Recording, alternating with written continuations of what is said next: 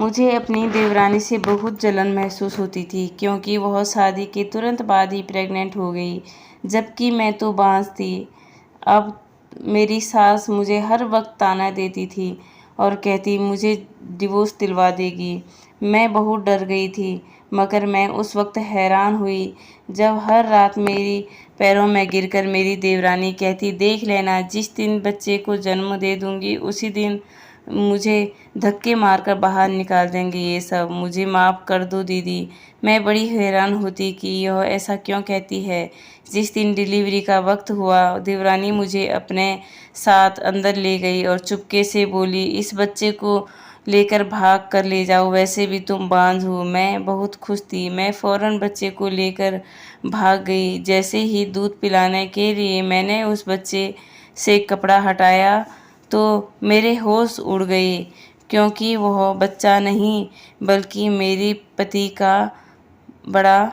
जिंदगी फूलों से सजी नहीं होती, हर इंसान का इम्तिहान होता है, मगर न जाने मेरे हिस्से में कितने इम्तिहान क्यों आए हैं।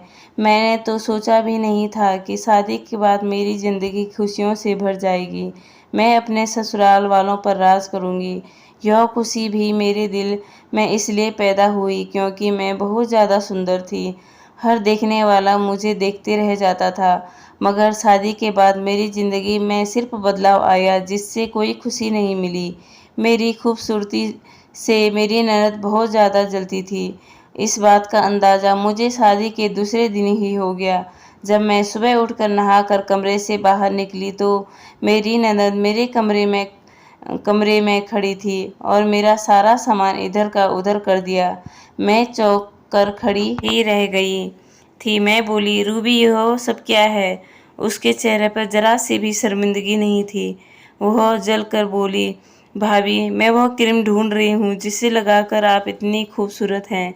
मैं तो उसकी बात सुनकर हैरान है कि मैं बोली, रूबी, यह तो मुझसे भी पूछ सकती थी। यूँ मेरे कमरे की तलाशी लेने की क्या ज़रूरत है? ये क्या बचपना है? मैं कोई क्रीम नहीं लगाती, मेरा रंग ऐसा ही है। रूबी मुझे घूरकर कमरे से बाहर गई। जब मेरा पति अजय कमरे में आया तो मैंने उसे उसकी बहन की शिकायत की, तो वो कहने लगा, यह सब बातें मत सोचा करो, मेरी बहन बड़ी जिद्दी है, उसके दिल में जो आता है वह करती है। अजय कहने लगा, नीलम, एक बात मैं तुमसे कह देता हूँ, अगर तुम मेरे घर में रहना चाहती हो तो भूल कर भी मेरी बहन के साथ बदतमीजी मत करना। मेरे पति की बात ने मेरे पैर बांध दिए थे। फिर अगले दिन मेरी ननद ने मेरे सारे काले सूट ले लिए। वह कहने लगी, भाभी, आप इस घर में काले सूट नहीं पहन सकती। मैंने उससे पूछा तो क्यों? वो कहने लगी, तुम इस रंग में सुंदर लगती हो, आपके सामने मेरा रंग काली स्याही जैसा ही लगता है। मैं तो इस लड़की की बातें सुनकर परेशान हो जाती थी। न जाने वह मेरा और अपना मुकाबला क्यों करती थी। मैंने उसकी शिकायत की, फिर इससे अपने पति से कर दी और मेरे पति ने बड़े आराम से कह दिया कि जैसा रूबी कहती है वैसा ही करो। मेरे दिल में यह सवाल पैदा होता है कि मुझे यह तो बताइए कि मेरी शादी आपसे हुई या रूबी से, मगर यह सवाल करने की हिम्मत नहीं थी। मेरे पति ने कभी भी मुझसे खुलकर बात नहीं की थी। वह मुझे अपनी नौकरानी, अपने कामों का हुक्म देता था, मैं चुपचाप कर लिया करती थी। मैं अक्सर सोचती थी, क्या शादी ऐसी होती है जिसमें दो अजनबी एक छत के नीचे रहते हैं, ज़रूरत में चलते वह काम भी आते हैं, मगर फिर भी वह सारी ज़िंदगी परेशान अजनबी रहते हैं। और 2 महीने के बाद मेरी ज़िंदगी में एक और परेशानी ने सर उठा लिया था। मेरी सास मुझे पूछने लगी, बहू, खुशखबरी है या नहीं? मैं बोली, नहीं माँ जी, अभी कोई खुशखबरी नहीं है। इतनी जल्दी खुशखबरी की क्या ज़रूरत है? मेरी सास यशोदा हंसकर बोली, लो, तुम्हें पता है मेरी बहन की बहू पहले ही हफ्ते में गर्भवती हो गई थी और एक तुम हो 2 महीने बिताने के बाद भी सूखे पेड़ की तरह खड़ी हो। मेरी सास की बातों ने मेरा दिल दुखा लिया। क्या यह सही बात थी? उन्हें भगवान से डर भी नहीं लगता? मैंने सर झटक दिया और मेरी सास और ननद उड़ते बैठते मुझे ताना देती, यूं ही देखते देखते वक्त रेत की तरह हाथ से निकल गया। 1 साल हो गया, मगर मैं अभी तक अपने पति को कोई खुशखबरी नहीं दे सकती। सच तो यह था कि मेरे पति ने मुझसे कभी बच्चे की बात की ही नहीं। ऐसा लगता था उन्हें मेरी जिस्म से कोई दिलचस्पी नहीं है। मैं बच्चा दे सके तो ठीक, और ना दे सके तो इसका हल तो मेरी सास पहले ही निकाल के रखा हुआ था। वो कहने लगी कि मुझे तुम्हें एक दिन बर्दाश्त करना है, फिर मैं तुम्हें तलाक दिलवा दूंगी। मैंने एक दिन अपने पति से अपनी सास की शिकायत की तो मेरे पति बोले, मम्मी के कहने पर मैंने शादी की है तो मम्मी के कहने पर तुम्हें छोड़ भी सकता हूँ। अगर वह कहेगी तो तुम्हें छोड़ दूंगा। यह बात नहीं, मैंने मुश्किल से बर्दाश्त की थी। बर्दाश्त करने के अलावा मेरे पास कोई और चारा भी नहीं था कि मेरी सास आजकल बहुत बिजी रहने लगी। वो देवर विजय के लिए लड़की ढूंढ रही थी, मगर इस हालात में उठते बैठते उन्होंने मुझे तानों की बरसात देनी कम नहीं की। मेरी सास अक्सर कहती थी कि कहीं ऐसा न हो जाए कि अजय की पत्नी नीलम जैसे बांझ लड़की ढूंढ लूं। मैं यह बातें सुनकर सोचती थी कि सच में मैं बांझ हूँ, बच्चे की देर भगवान की तरफ से है। मैंने सोचा कि अपना इलाज डॉक्टर से करवा कर देखती हूँ, शायद भगवान मुझे खुशी दे दे। मैंने अपने पति अजय से बात की, आप मुझे किसी लेडी डॉक्टर के पास ले चले। मेरा पति मुझे देखकर बोला, नहीं यार, मेरे पास इतने पैसे नहीं हैं कि मैं तुम्हारी इलाज करवा सकूं। मैंने यह सुना कि औरतें बांझ होती है, अपना जितना मर्जी इलाज करवा लें, हम बच्चे पैदा करने की काबिलियत नहीं हो सकती हैं। मैं तो रोने लगी। यह बातें मेरे दिमाग को कमज़ोर कर रही थी। उन दिनों मेरी सास को विजय के लिए एक लड़की मिल गई थी। मैंने सोचा कि क्या पता कि देवरानी के आने बाद मेरे हालात ठीक बदल जाएंगे, इसलिए मैंने एक शादी की तैयारी में बढ़ चढ़ कर हिस्सा लिया। घर के सारे काम मैंने अपने हाथों से ले लिए, और एक दिन सपना मेरी देवरानी बनकर हमारे घर आ गई। मैं बहुत खुश थी कि चलो हम दोनों की खूब दोस्ती हो जाएगी, मगर यह मेरी गलतफहमी साबित हो गई, क्योंकि सपना बहुत पढ़ी लिखी थी। वह तो अपने काम से ही काम रखती थी, किसी के सामने ज़्यादा बातचीत भी नहीं करती थी कि बहाने से उसका दिल जीतने की कोशिश करती थी, मगर वो कोई ख़ास जवाब भी नहीं देती थी। असल में उसका सपना अपने लिए जगह ढूंढ रहा था। मेरी ननद रूबी की सपना के साथ बहुत अच्छी बनती थी। उसने सपना पर मेरे किसी तरह की कोई रोक टोक नहीं लगाई कि यह रंग पहने या यह रंग ना पहने। शादी के 4 हफ्ते हुए कि उसका भी जी मचलाने लगा, और वह देखकर मैं अंदर से डर गई कि कहीं ऐसा न हो कि सपना प्रेग्नेंट हो। अगर वह प्रेग्नेंट हो जाएगी तो मेरी सास का नाम अस्पताल ले जाएगा। मेरी सास का नाम मेरा जीना हराम कर देगा। एक दिन सपना चक्कर खाकर गिर गई, उसे अस्पताल ले जाया गया। पता चला कि वह प्रेग्नेंट है, और यह खबर मुझे बिजली बनकर गिरी। उस दिन के बाद मेरी सास ने मुझे कोसने के लिए बहाना मिल गया। वह उड़ते बहते मुझे बांझ कह के ताना देती रही। सिर्फ इतना ही नहीं, मेरी जवान ननद भी मुझे ताना देती थी। मैं तो हैरान होती थी कि वह कैसी लड़की है जिसे इस तरह से भी डर नहीं लगता, इन बातों से डर नहीं लगता कि बड़ी भाभी है। मेरे आगे जवान चलती थी रहती थी। रात हुई तो मैं अपने कमरे में जाकर लेट गई। मेरा दिल बहुत ज़्यादा अंदर से रो रहा था। तभी मेरी देवरानी मेरे कमरे में आई। वह पहली बार, इससे पहले कभी मेरे कमरे में देखा तक नहीं। उसकी आंखें भीगी हुई थी। मैं जल्दी उठकर बैठ गई। मैं बोली, क्या बात है सपना, सब ठीक तो है ना तुम्हारी तबीयत तो ठीक है ना? वह रोते हुए बोली, मैं आपको दीदी कह सकती हूँ क्या? मैंने इस बात पर सर हिलाया और बोली, इसमें पूछने की कौन सी बात है, तुम मुझे बिल्कुल दीदी कह सकती हो। सपना कहने लगी, दीदी मैं देख रही हूँ जब से घर में पता चला कि मैं प्रेग्नेंट हूँ तब से आपकी ज़िंदगी तहस नहस रख दी।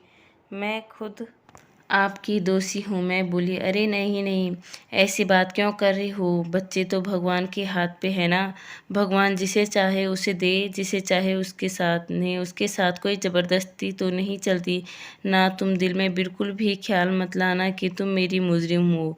उसने इधर उधर देखा और फिर धीरे से बोली, दीदी आपको एक बात बताऊं, यह लोग अभी मेरी प्रेग्नेंट होने पर खुश हैं। जिस दिन मैं बच्चा दे दूंगी, यही लोग मुझे धक्के मारकर घर से बाहर निकालेंगे। मैं परेशान हो गई और बोली, बुरी बात है, भगवान ना करे कभी तुम ऐसा मत दिन आए, भगवान सब अच्छा करेंगे। वह मेरी बात सुनकर मुस्कुरा दी और उठकर मेरे कमरे से बाहर निकल गई। थोड़ी देर बाद कमरे में अजय आया। वो बहुत बेचैन लग रहा था। कमरे में यहाँ वहाँ टहल रहा था। उससे इससे पहले मैंने कभी उसको इतने परेशानी में नहीं देखा था। ऐसा लग रहा था जैसे वो मुझसे कुछ कहना चाह रहे हो। उन्हें कोई शब्द नहीं मिल रहा है। मैं खुद ही आगे बढ़कर बोली, क्या बात है अजय, आज तुम मुझसे कुछ कहना चाहते हो? मेरी बात सुनकर वो थोड़ी हिम्मत आई। वह बोले, हाँ, मुझे तुमसे एक बात पूछनी है। यह विजय की पत्नी तुम्हारे पास क्यों बैठी थी? वो बोली, बस ऐसे ही बात कर रही है। अजय जल्दी से मेरे पास बैठ गया और बोला, अच्छा क्या बात करी? मैंने आज तक उन्हें किसी से दिलचस्पी लेते हुए नहीं देखा। मैं बोली, बस कुछ नहीं। वह फिर से बोले, मुझे एक बात बताओ, तुम दोनों में क्या बात हुई? मुझे आप अजय का गुस्सा आ रहा था। उन्होंने मुझ में तो कभी इतनी दिलचस्पी कभी भी नहीं दिखाई थी। मैं बोली, बस ऐसी ही प्रेगनेंसी के बारे में बात कर रही थी। अजय का चेहरा पीला पड़ गया। वह बोला, कैसी कैसी बात कर रही थी? वह सवाल पर सवाल करता जा रहा था। मैं चढ़कर बोली, हम औरतों की बात है, आप मर्द इससे दूर रहें। मैं जल्दी से उठकर बाहर निकल गई। मेरे लिए अजय का व्यवहार बड़ी अजीब सा था। मुझे तो सपना की बातें भी अजीब लगी, लेकिन दोनों ही अपनी बातों के पीछे छुपे राज से मुझे आगाह कर रही थी। इधर मेरी सास ने सपना की तारीफ किए जा रही थी, जबकि विजय तो बहुत खुश था। अपनी पत्नी के लिए तरह तरह के फल लाता था और यह सब देखकर मेरे दिल की चाहत रह जाती थी। अक्सर यह ख्याल भी आता था, भगवान यहाँ किस चीज़ की कमी है? अगर वह मेरी देवरानी को बच्चा दे सकता है तो मुझे क्यों नहीं दे सकता? मैं इन्हीं बातों को सोच रही थी, जबकि अजय नाश्ते के लिए किचन में आया। वह बोला, क्या सोच रही हूँ? मैं बोली, सोच रही हूँ कि किसी डॉक्टर के पास चली जाऊँ। खुद से इस बार आपको नहीं कहूँगी कि आप मेरे साथ चलें। मेरी बात सुनकर वह हंसकर बोला, नेहा, तुम अब भी नहीं समझ पाई। सपना के प्रेग्नेंट होने के बाद तो तुम्हें अपने बांझपन पर यकीन हो जाना चाहिए।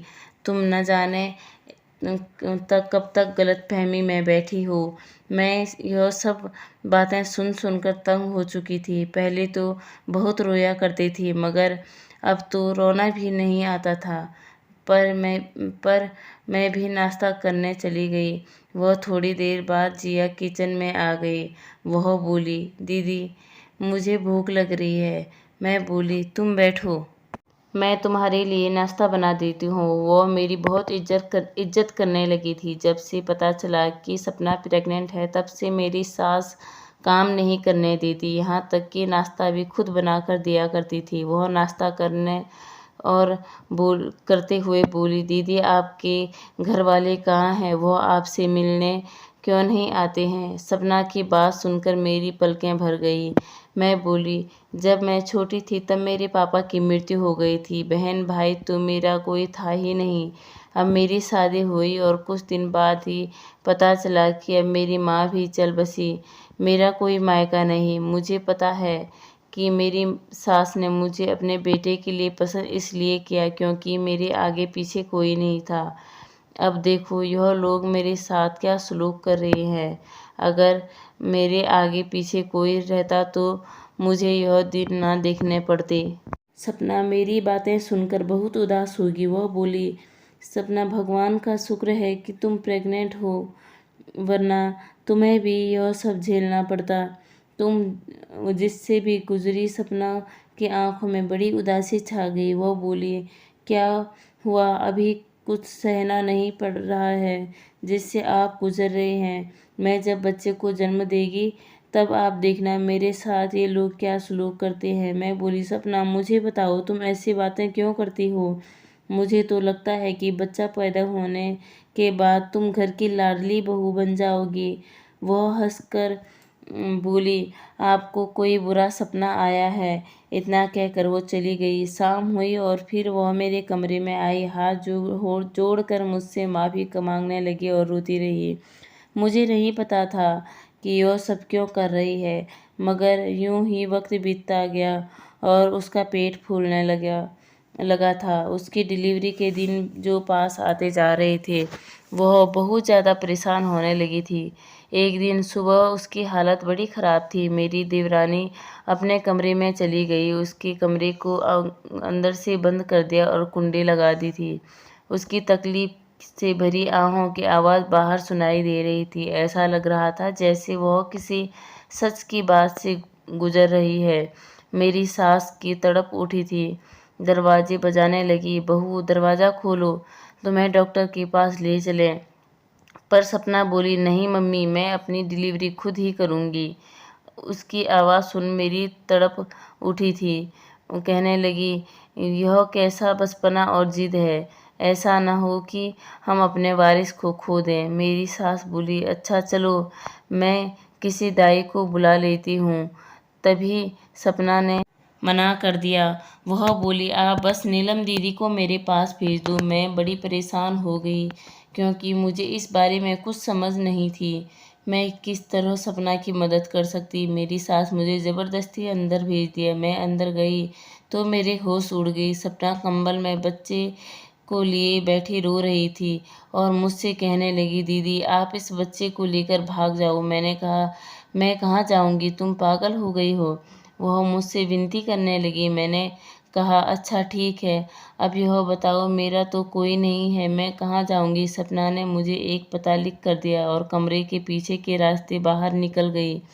मुझे नहीं पता था मेरे पीछे क्या हुआ होगा और उसने बच्चे को बड़ी होशियारी से लेकर आगे पहुंचना था। मैंने दरवाज़ा खटखटाया और तो एक आदमी ने दरवाज़ा खोला। वह मुझे देखकर बहुत हैरान हुए और बोले, आप तो सपना की जेठानी हो ना। मैं इस बात से सर हिलाया। वह आइए, वह मुझे अपने घर ले गए। वहाँ सपना के मम्मी पापा और भाई बहन सब वहीं थे और उसकी मम्मी ने मुझसे पूछा, आपकी गोद में क्या है? तो मैं बोली, सपना का बच्चा है, उसके आज ही इसे जन्म दिया है। मेरी बात सुन सपना के मम्मी पापा और भाई बहन बहुत खुश हो गए और उसकी मम्मी से जल्दी से आगे बढ़कर बच्चे के मुंह से कंबल हटाया। यह देखकर सब दंग रह गए कि वहाँ बच्चा नहीं बल्कि मेरे पति का बड़ा सच था। हम सब लोग हैरान हो गए। यह सब लोग बहुत अजीब निगाहों से देखने लगे और सपना की मम्मी बोली, बेटा तुमने हमसे झूठ क्यों बोला? मैं रोने लगी। मैं बोली, नहीं आंटी, मैंने आपसे कोई झूठ नहीं बोला, बल्कि मजाक तो मेरे साथ सपना ने किया है। आंटी जी, सपना कहने लगी कि आप तो वैसे भी बांझ हैं, फिर आप ऐसा करें कि मेरा बच्चा लेकर इस घर से भाग जाएं। मगर देखा यहाँ तो बच्चा है ही नहीं। तब सपना की बहन आगे बढ़ी और बोली, सपना आपके साथ मजाक नहीं कर सकती, ज़रूर कोई ना कोई राज की बात है। इस कंबल में बच्चा नहीं तो क्या हुआ? आपके पति के नाम से डॉक्टर रिपोर्ट तो है ना। मैं मायूस हो गई। मैं बोली, मुझे अजय की डॉक्टर रिपोर्ट का क्या करना? सपना की बहन ने यह फाइल मुझसे पकड़ ली थी। वह अब उस फाइल को पढ़ रही थी। वह एकदम चौंक गई। वो कहने लगी, यह देखो दीदी, मैंने कहा था ना सपना आपके साथ मजाक नहीं कर सकती। असल मजाक तो आपके साथ आपके पति और आपकी सास ने किया है। यह देखकर इसमें साफ साफ लिखा है कि आपके पति अजय कभी बाप नहीं बन सकता। दीदी, बाज आप नहीं, आपका पति है। मैं यह बात सुनकर दंग रह गई। मैं फूट फूट कर रोने लगी। मैं बोली, अगर उन्हें यह सब पता था तो मुझ पर इतना जुल्म क्यों कर रहे थे। अजय की रिपोर्ट के नीचे विजय की रिपोर्ट भी थी। उसमें भी यही लिखा था, विजय भी बांझ है। तब सब लोग दंग रह गए कि सपना की बहन बोली, दीदी जी, सपना ने आपकी हालत देखकर झूठ मूठ का दावा किया होगा कि वह प्रेग्नेंट है, क्योंकि वह जानती है कि अगर वह ऐसा ना करती तो घर में सब उससे नफरत करने लगे। सपना के ड्रामा किया। उसकी सास को लगा होगा कि शायद चमत्कार हो गया और बेटे की खामी दूर हो गई, जबकि उन लोगों के साथ रहकर उसका राज पता करना चाहती थी। असल रास्तों में वो इन दोनों भाई बहन बच्चे पैदा करने के लायक ही नहीं है। अब वह मुझसे समझ में आया कि सपना क्यों कहती कि इन लोगों ने मुझे बच्चा छीनकर मुझे घर से निकाल देना है। सपना के मम्मी पापा बोले कि हम अपनी बेटी को उन कमीनों के घर में वापस लेने जा रहे हैं। मैं बोली, अंकल जी, मैं भी आपके साथ चलूँगी। वह राज़ी हो गई। हम सब जब घर मेरे ससुराल पहुँचे तो देखकर अचंभित रह गए। मेरी सास और मेरी ननद बुरी तरह सपना को पीट रहे थे और कह रहे थे कि तुम्हारी इतनी हिम्मत कि तुम हमारे साथ झूठ बोलो। अंकल को बहुत गुस्सा आया। उन्होंने पुलिस को फ़ोन कर दिया कि मेरी बेटी की ससुराल वाले उस पर जुर्म कर रहे हैं। अजय भी अपने कमरे से बाहर निकल गया। मैं आगे बढ़ी और एक ज़ोरदार थप्पड़ उसके मुंह पर मारा और फिर रुक कर बोली, मैंने अपनी ज़िंदगी में तुम जैसा कमीना इंसान नहीं देखा। तुम भरोसे दिलाकर अपनी कमी बता सकते थे। मैं तब भी तुम्हारे साथ देती, हम बच्चा गोद ले लेती, कोई दिक्कत नहीं थी। मगर तुम लोगों ने तो मेरा जीना हराम कर दिया था। तुम लोगों ने मुझे बांझ बना दिया। मुझे फ़ौरन तलाक दो। मैंने भी मुझे तलाक दे दिया मैंने उसे तलाक दे दिया। मगर विजय बोला कि मैं अपनी पत्नी को तलाक नहीं दूंगा। मैं उसके दुख का मजा चखाऊंगा जिससे उसने मुझे 9 महीने से धोखे में रखा हुआ था। इतने में पुलिस आ गई। पुलिस ने दोनों भाइयों को अपनी पत्नियों पर जुल्म करने में गिरफ्तार कर लिया। उसके बाद सपना की मम्मी पापा मुझे अपने साथ ले गए और वह कहने लगे कि तुम हमारी बेटी बनकर रहोगी। सपना ने अपने पति को तलाक का मुकदमा दर्ज कर दिया। अब तलाक मिल गया और यूं हम दोनों लड़कियों की ज़िंदगी सपना की समझदारी की वजह से बच गई और आज हम बहुत खुश हैं। अंकल ने हमारी शादी करार दी और अब हम पर 2 बच्चे भी हैं। धन्यवाद दोस्तों। आपको कहानी कैसी लगी कमेंट करके ज़रूर बताएं। जो हमारे चैनल पर नए हैं चैनल को सब्सक्राइब करें और बेल आइकन प्रेस करना ना भूलें, जो कि आने वाली पहली अपडेट आपको मिल सके। Thank you.